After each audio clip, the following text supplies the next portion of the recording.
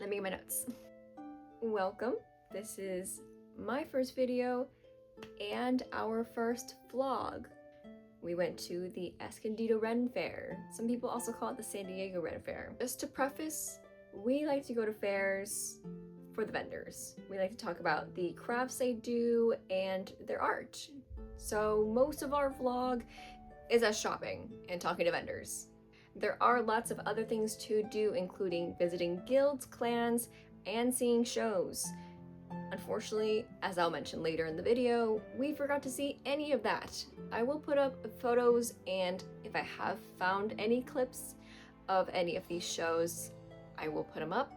And I'll also include photos of which clans to look out for.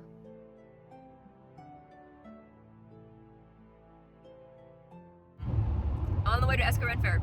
Leaving early, we got breakfast. Unfortunately, it was cold. Their toaster didn't work. Jonny got matcha. Thoughts on the matcha? It's mid. It's mid. It'll do. It's a beverage. Yay! It'll do. Just got in. We were the first people in because we waited exactly at 9:15. It's a little sprinkly, so I'm gonna definitely wear the cloak. Yeah, see, now that feels good for this weather. Goodness. Okay. This one.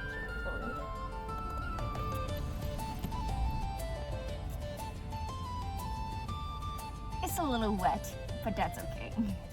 We're here in line. Thankfully the rain stopped so far, but we'll see. It was supposed to stop like an hour ago, but it looks clear now, so.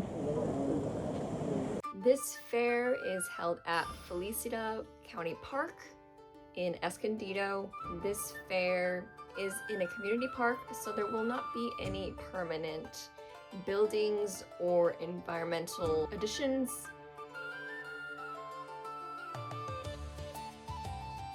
The fair itself is run on 2 weekends, spring and fall. We are attending the Spring Faire. It is open from 10 to 6, though I have seen sometimes Sunday does close earlier because the park hours. I would just check online in their socials just to double check. Best advice for the parking and the traffic. The park itself opens the parking lot at 9:15 for guests. When you get actually into the park walking away from your car, there are going to be 2 lines, technically 3, I think mostly 2 lines for your tickets. There is a line for card option if you need to buy tickets day of with card, and there is a cash line for those paying with cash for a ticket day of. Now you can walk straight up to the gate if you have pre-purchased your ticket online. I do recommend though getting to the park as early as possible, closest to opening. I have seen some videos of the line going back towards the entrance of the actual parking lot, which would be quite a bit of a long wait. One thing is, a lot of vendors here actually do take cards. Since they are temporary, they have usually a square or some kind of card payment. Here's Jonathan's outfit. It's okay, because it'll fit in next year. Nice. A lot better. The gimbal shot. I'm gonna be wearing this. Nope, not photo mode. Nope, not burst. Nope, video. If you do arrive late to the parking, the fair does run shuttles. They have an overflow parking lot.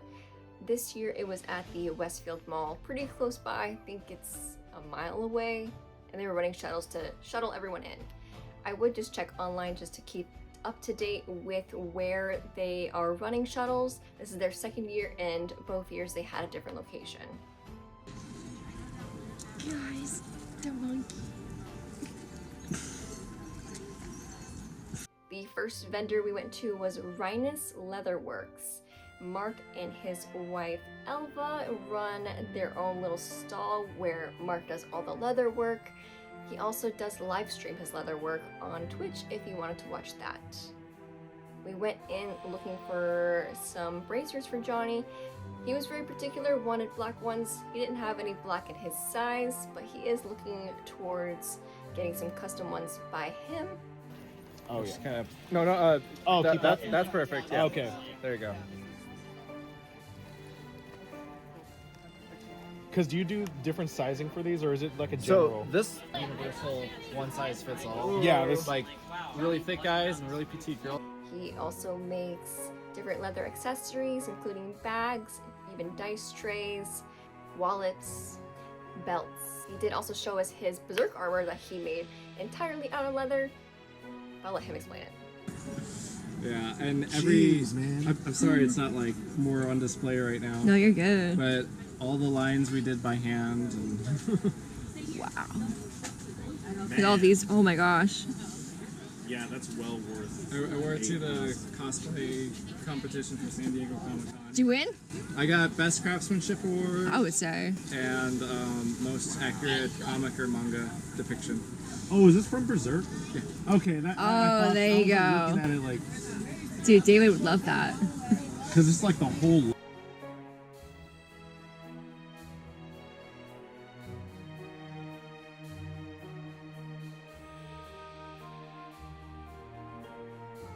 I ended up with the purchase though. I got a copper water bottle and a leather belt strap so I can go on my belt. The second stall that we went to was All the Shiny Things. It is a costume jewelry stall. That's usually my temptation zone. What drew me in this year was the bangle table. I didn't find anything that ended up fitting me, but it still looks very pretty. It's like a rainbow. So The cute. real question is, will any of them fit me? That's cool.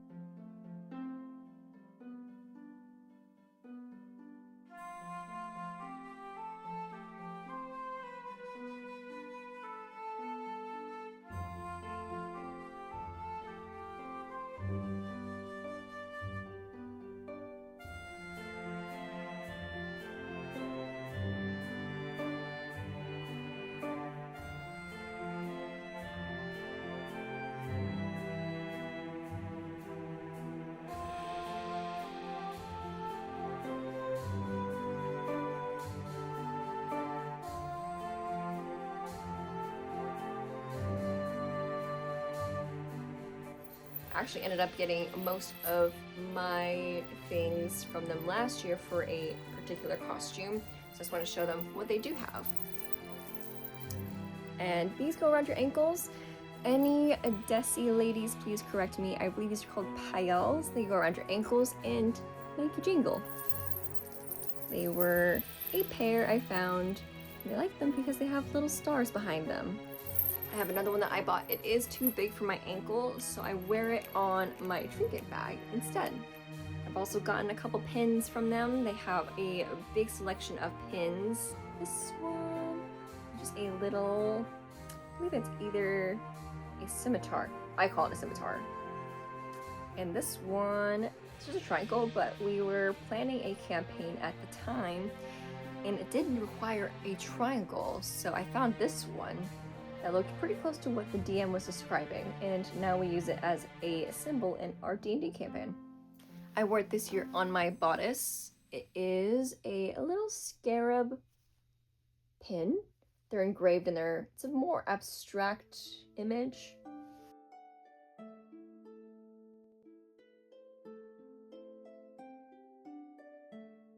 The third stall we went to was a Little Twisted Apothecary, a very witchy leather work store. And I usually go there looking for their witching bells, which go on your belt and make you jingle.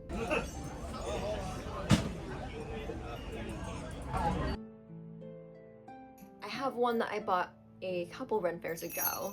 Love my bells. And it's just got some vines engraved on it.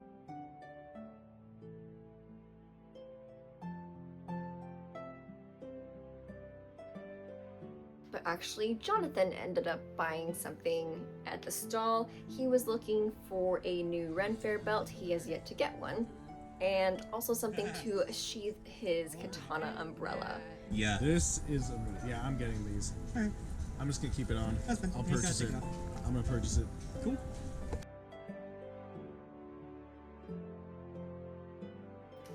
This was the katana sheath for him. Very cool. He also bought a belt. This one has a bunch of little links on it. And yeah, Some other things I really liked from them, but I didn't end up purchasing, were they had a bunch of leather badges with little names and catchphrases engraved on them. And I didn't show it too well, but they have these really cool leather dragon tails. The fourth stall we went to was Staples Knots and Bows, where it is run by a couple and they have hand-carved bows and the wife does all the macrame.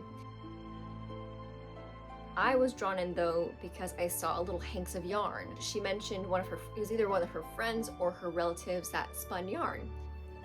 Ended up with 2 hanks of yarn.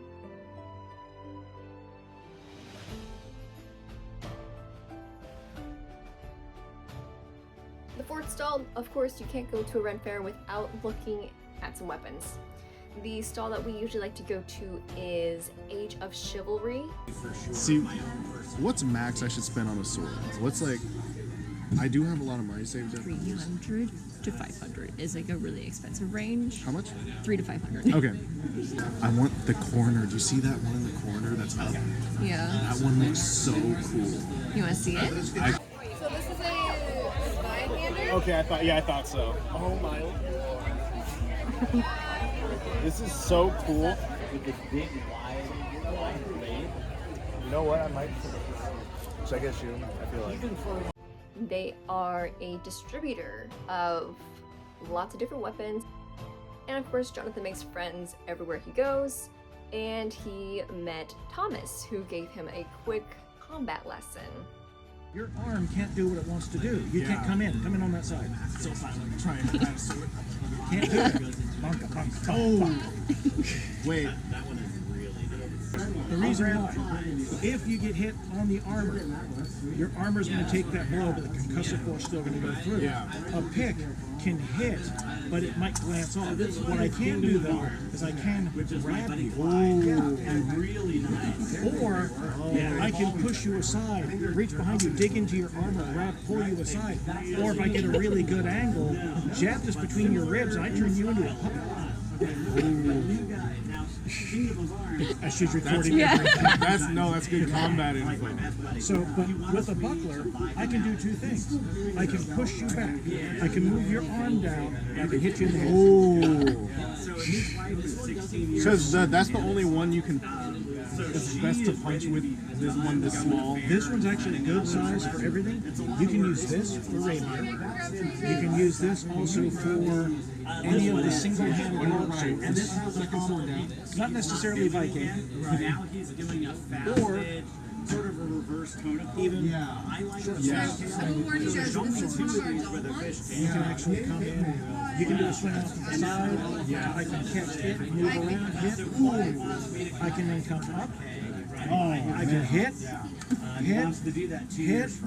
slash, hit, keep everything close, and it's all momentum. Also notice every move I do is at the hips. There's a little foot motion every move. I can use this to protect my hand. So now I've got hand protection, hit, I can still come in, and I now have coverage. all of his battles, they go through. Buckler is a very underrated weapon. Thomas, though, did show Jonny how to use a buckler shield, and kind of sold him on it, so he ended up getting one. And of course, you cannot go to a weapon stall without asking, hey, what is the most expensive item you have? I didn't realize it was an Odachi. I thought it was just a sword. Yeah, so it's an Odachi. It was made on Mandalore. You can actually find it on I can't remember the kind of it is. I always used to bring her down and we'd try to go to Disneyland in the week. This one is tagged at They got Monday off this week. Yeah, that makes sense. Right next to that stall also happened the Queen's Procession, which is a parade where they show the Queen's court and other guilds and clans that are at the fair.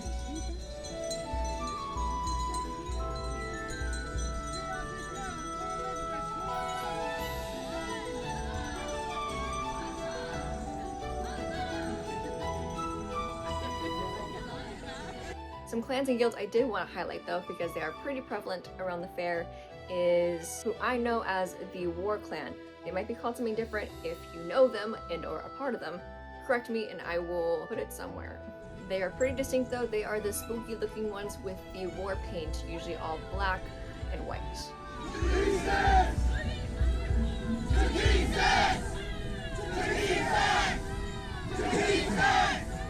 I think they are best shown though during one of the shows called Battle for the Bone. It's a scrappy fight for a bone. There's also a big pirates guild, or pirates cove, at the Escondido Renaissance Faire. They are right next to the food court. I learned a fun fact about them. All the guilds there, they are very literacy focused. So all their quests do involve reading, solving riddles, having puns, and telling stories. They have who I think is a pretty prevalent character over in the Pirates Cove called Professor Peanut. He does storytelling. A lot of times for kids, I think, is what the audience is meant for, but also for adults. He's just a fun character. What time's the pre-show? 9:30. Where is the pre-show? Thank you. We then continued our shopping to Royally Devine, where Larissa there makes teacup holsters and recycled fabric banners and pouches. When I do normally as a normal guest, I'm a battle witch when I go to fair. So I'm wearing my teacup and saucer and my vial holster that carries my tea with me for many years. And people are like, why are you selling that? She also does have YouTube, so if I find her, I will link her below and check her out, please. And then we turned around and we noticed someone familiar, Thomas at his booth. He and his wife run the Surely Herbalist. There they have all their soaps, scents, essential oils, and serums, including mosquito spray, which I did see.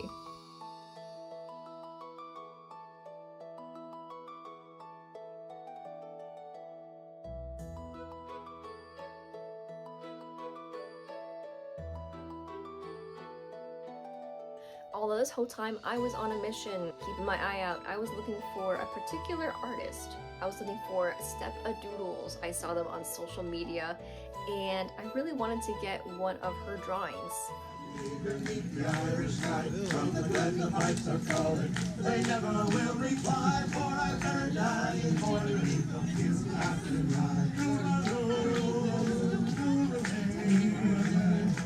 Steph is a local artist sketching the cutest drawings of your favorite characters or you as a medieval wanted poster.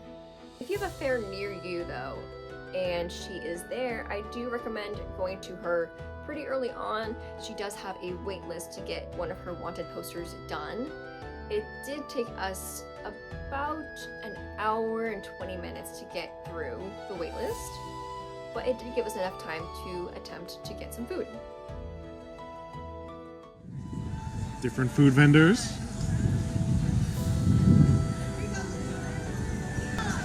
Huzzah. Yeah. We're waiting for the line for a churro right now. But Long lines now. We waited too long. Well, because all the lines here are going to be really long, so I just chose the shorter line with an item I was okay with. So. Yeah. Flexing the belt. Oh yeah, you got new belt. Got a holster for Flexing.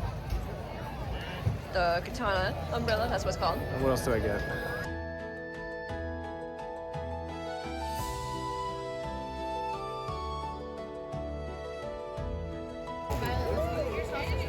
Churro.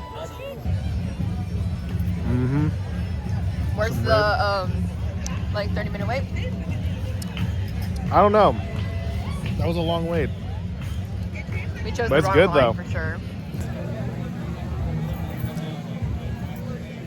But we're waiting to get our portrait done. Yes, we'll get a picture of the portrait. We're getting a wanted poster.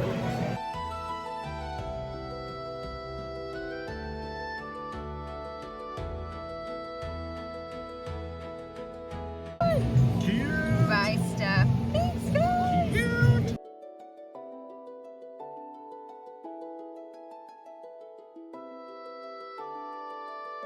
My last quest, though, was to find the stall with Turkish Delight. Unfortunately, though, you will see it was kind of a failure. It can't be. Darlings, do you want these swords? Do you want some candy? How may I help you? Last year, you guys had, I think, Turkish Delight. Do you have them? We did yesterday. We tried. No! Well, you're gonna try it anyway. Strawberry.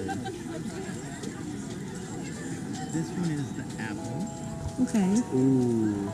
The vendor though was super nice and he gave us lots of other things to try, including the Japanese crystal candy, some toffee, as well as jerky.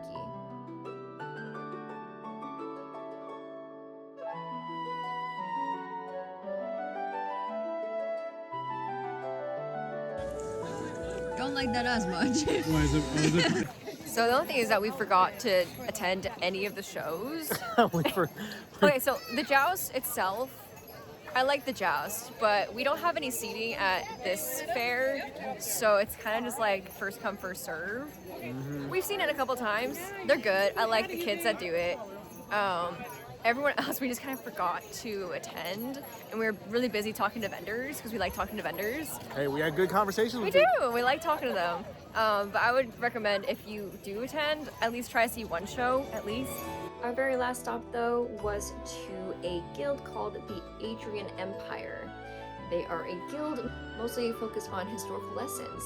For us and our time with them, they taught us about heraldry, which is a flag code used back in medieval times, and they let us design our own flags.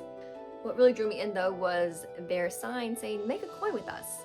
Lower part, so like right here. Yeah, brace it from the bottom so you want it nice and flat, and then start hammering on it. And you give it. You don't have to pound for power, but give it a nice solid. Hard. You can go harder than that. Like it's not bad. Go ahead and take it off, and let's see what we got. That came out nice. You did well, sir. Ooh. Oh no. Careful. Good move. Okay. You got it. You got it. Okay. Here were our leather coins. But as our fair was coming to a close, we slowly headed out and we followed suit with some people heading down towards our little nature spot to get some photos.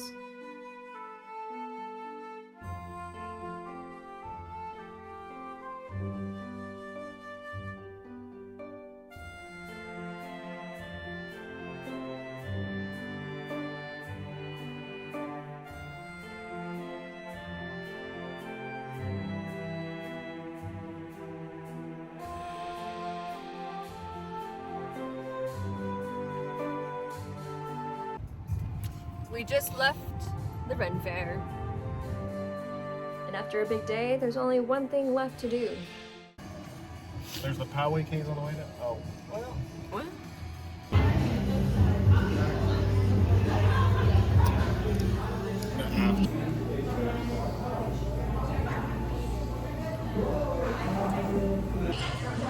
Best canes, by the way. How many canes? Best canes location.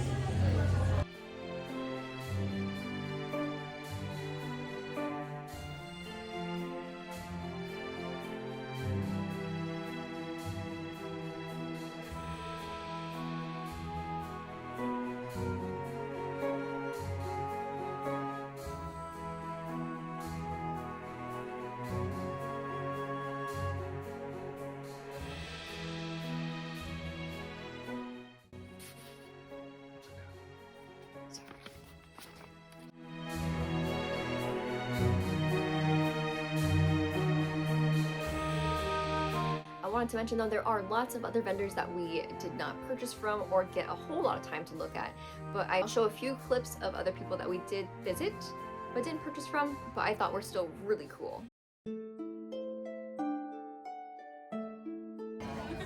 So pretty. So cool.